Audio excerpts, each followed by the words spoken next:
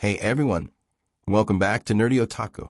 Today, we're diving into the world of manga with the Mihon app. If you're new to Mihon, it's a fantastic free and open-source manga reader for Android devices.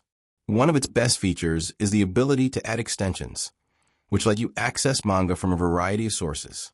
In this tutorial, I'll show you step-by-step how to add and install these extensions so you can build your ultimate manga library. Let's get started. First, download the repo from description. Alright, with the repo URL ready, let's open the Mihon app. On the main screen, you'll see tabs like Library, Browse, and More. Tap on More at the bottom right.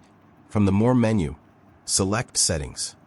In the Settings menu, scroll down until you find Browse. Tap on it. Inside the Browse settings, look for Extension Repos and tap on that. To add a new repo, tap on the plus icon or the Add button. A box will pop up for the repo URL. Paste the URL you copied earlier into this field. Then tap OK or Add. Now, go back to the main screen by pressing the back button a few times. In the Browse tab, you'll now see a section called Extensions. Tap on it. Here, you'll find a list of available extensions from the repo you just added.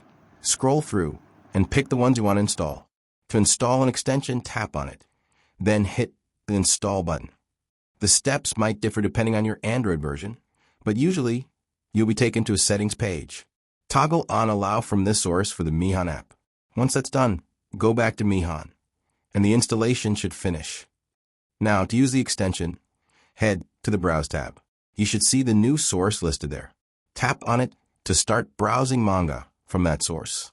You can repeat this process to add more extensions from the same repo, or even try different repos for more options.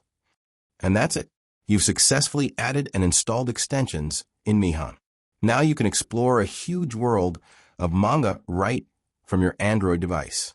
With your extension set up, you can add manga to your library, track your reading, and even sync with services like My Anime List. But that's a topic for another video. Thanks for watching. If you found this tutorial helpful, please give it a thumbs up and subscribe to Nerdy Otaku for more tech and manga content. See you in the next video.